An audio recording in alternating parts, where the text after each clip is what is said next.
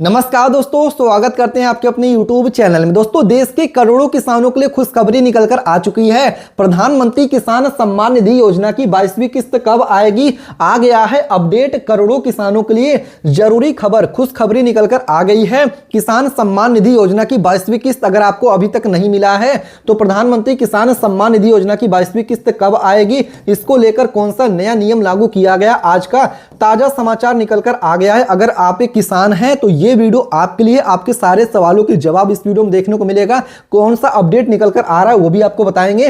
Video को पूरा देखिएगा। वीडियो में आगे बढ़े उससे पहले आप किस राज्य से वीडियो देख रहे हैं कमेंट करके आप अपने राज्य का नाम लिख सकते हैं। और साथ ही में दोस्तों, वीडियो को लाइक नहीं किया है तो लाइक करके चैनल को सब्सक्राइब करने के बाद बेल नोटिफिकेशन ऑन कर सकते हैं, क्योंकि रोजाना प्रधानमंत्री किसान सम्मान निधि योजना को लेकर जो भी न्यूज, खबर, समाचार होता है, अपडेट होता है, हम इस चैनल पे अपडेट करते रहते हैं। आइए बताते हैं कि यहां पर क्या खबर निकलकर आ रहा है। प्रधानमंत्री किसान सम्मान निधि योजना की 22वीं किस्त किसानों के खाते में कब आने वाली है, क्या अपडेट यहां पे जारी किया गया है। दोस्तों, बता दें कि पीएम किसान सम्मान निधि योजना की 22वीं इंस्टॉलमेंट 22वीं किस्त कब आने वाली है। नया साल शुरुआत के साथ ही देश के करोड़ों किसानों के पीएम किसान सम्मान निधि योजना की अगली किस्त का इंतजार है। यानी दोस्तों, नया साल 2026 शुरू हो गया है। ऐसे में किसानों को इंतजार है कि 22वीं किस्त, अगली किस्त किसानों के खाते में कब आएगा, इसको इंतजार कर रहे हैं किसान। इस बार चर्चा है कि 22वीं किस्त को लेकर यहां पर, लेकिन सरकार ने साफ चेतावनी दे दिया है, कुछ जरूरी काम पूरे नहीं किए हैं तो आपकी 2000 रुपए किस्त अटक सकती है। यानी दोस्तों, सरकार ने पहले ही स्पष्ट कर दिया है कि जो भी यहां पर जरूरी काम है, नियम है, रूल्स है, उनको फॉलो अप नहीं करेंगे तो योजनाओं का लाभ नहीं मिलेगा। कौन सा नियम है, कौन से जरूरी काम है, आपको विस्तार से समझाएंगे ताकि आप भी योजनाओं का लाभ ले सके, नियम को यहां पे पालन करके। इसके साथ ही दोस्तों, पीएम किसान योजना के तहत पात्र किसानों को सालाना 6000 रुपए की यहां पे लाभ दिया जाता है, जो कि 3 किस्तों में सीधे बैंक खातों में आते हैं। अब तक 21वीं किस्त जारी हो चुकी है और अगली किस्त को लेकर किसान उत्सुकता बनी हुई है और किसानों के अंदर ये देखिए यहां पर सवाल उठ रहा है कि 22वीं किस्त किसानों के खाते में कब आने वाला है। और आज का ताजा समाचार भी निकलकर आ गया है। आइए आपको बताते हैं कि कब आएगी 22वीं किस्त। जो आपको जानना है तो उसका जानकारी इस वीडियो में बताते हैं, उस सवाल का जवाब भी दे देते हैं। पढ़ सकते हैं कब तक आएगी 22वीं किस्त, यानी प्रधानमंत्री किसान सम्मान निधि योजना की 22वीं किस्त कब आने वाला है।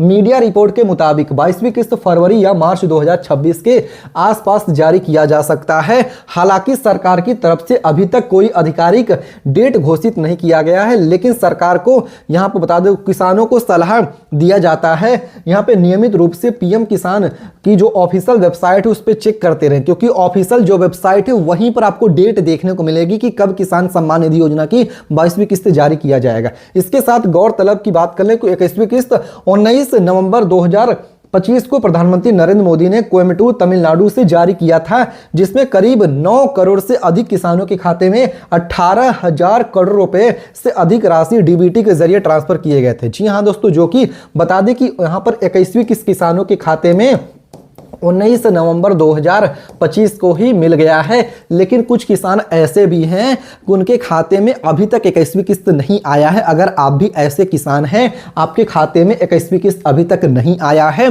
तो कब तक किस्त मिल जाएगा, इसको लेकर क्या अपडेट निकल कर आ रहा है। आइए चलिए आपको हम ये भी समझा देते हैं इसमें क्या बड़ा बदलाव हुआ है, कौन सा नया नियम लागू किया गया है। दोस्तों, ये आपको बता दें कि क्या यहाँ पे बदलाव हुआ है, इस बारे में इस बार बड़ा बदलाव हो गया है। फॉर्मर आईडी का अनिवार्य होना, यानी फॉर्मर आईडी को लेकर किसानों के मन में लगातार सवाल उठ रहे हैं। पहले ई केवाईसी था, अब ई केवाईसी तो है ही है, इसके साथ फॉर्मर आईडी जो कि यूनिक आईडी भी जारी कर दिया गया, यानी ये अगर आप बनवाएंगे तभी आपको लाभ मिलेगा। ये क्यों जरूरी किया गया, आइए आपको विस्तार से समझाते हैं।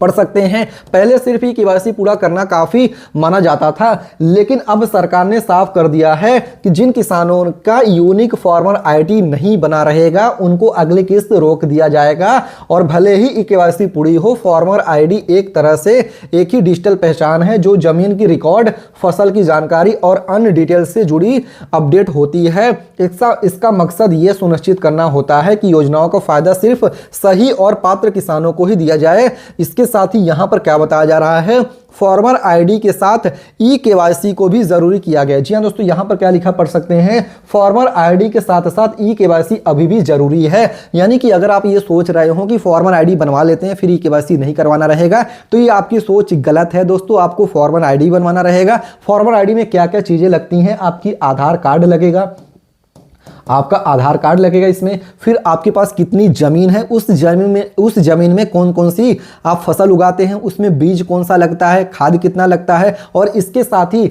यहाँ पर देखिए अगर आप एक किसान हैं तो आपके पास खेत तो होगा ही, उसके बाद दोस्तों यहाँ पर अगर आप पशुपालन करते हैं तो कौन से पशु हैं उसका भी आपको जानकारी वहाँ पे भरना रहेगा, ब्यौरा देना रहेगा। इसमें कुल मिला के सरकार ये जानना चाहती है कि आपके पास जो ज़मीन है उसमें कौन सा फसल उगाते हैं, उसका पैदावार कितना है, ताकि आपकी पैदावार बढ़ाया जाए और आपको यहाँ पर जो खाद्य सामग्री है वो भी आपको दिया जाए, उसमें भी आपकी मदद किया जाए। और साथ ही में दोस्तों जो आगे आने वाली योजनाएं हैं वो सटीक इंसानों को दिया जाए, क्योंकि दोस्तों यहाँ पर भारत के अलग अलग राज्यों में देखिए अलग अलग तरह की फसल उगाई जाती है और अलग अलग वेराइटी की फसलें होती हैं, तो उसका देखिए पूरा रिकॉर्ड सरकार के पास जब रहेगा तो सरकार को ये फैसला लेने में आसान रहेगा। उस यहाँ पे पूरी तरीके से ट्रांसपेरेंट आप समझ सकते हैं कि पारदर्शिता रहेगा कि जिस लोगों की योजना की जरूरत रहेगी उन्हीं लोगों को दिया जाएगा, इसमें कोई धोखाधड़ी फ्रॉड नहीं होगा, इसलिए ऐसा ये किया जा रहा है। आप यहां पे इस चीज को पढ़ भी सकते हैं। फॉर्मल आईडी के साथ ई केवाईसी अभी भी जरूरी है, यानी दोस्तों जो पहले का नियम था वो तो लागू ही है, यानी आपको देखिए ई केवाईसी जरूरी ही है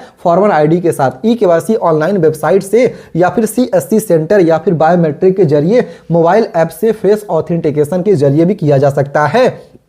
इसके अलावा बैंक अकाउंट और आधार डिटेल में गड़बड़ी होता है तो आपकी किस्त अटक सकती है। जी हाँ दोस्तों, इस चीज को भी समझिए कि बैंक अकाउंट और आधार अकाउंट में एक आधार कार्ड में डिटेल में गड़बड़ी होती है तो आपकी किस्त अटक सकती है। अब यहां पर देखिए क्या बताया जा रहा है कि अगर आपके नाम पे बैंक अकाउंट है तो आपका आधार कार्ड भी आपका नाम जो उसमें है दोनों एक यहाँ पर सेम होना चाहिए, यानी स्पेलिंग गलत नहीं होना चाहिए, मात्रा सेम होना चाहिए, तभी आपके देखिए खाते में पैसे आएंगे। यानी दोनों में अगर कोई भी गड़बड़ी पाई जाती है, नाम की स्पेलिंग गलत होना, खाता बंद होना या जमीन से जुड़े रिकॉर्ड अपडेट न होना किस्त अटकने की वजह बन सकती है। आप यहाँ पे पढ़ सकते हैं जो कि मैंने आपको बताया, नेम स्पेलिंग, नाम में गलती होना, नाम की स्पेलिंग गलत होना, खाता नंबर, खाता आपका अगर चालू नहीं है, ओपन है, चालू नहीं है, रनिंग नहीं है तो उसको आप चालू करवाइए। इसके साथ दोस्तों जमीन से जुड़े हुए रिकॉर्ड अपडेट न होना आपकी किस्त के अटकने की वजह बन सकती है। अगर भुगतान रुका हुआ है तो आप किसान हैं तो सीएससी सेंटर पर जाएं या फिर कृषि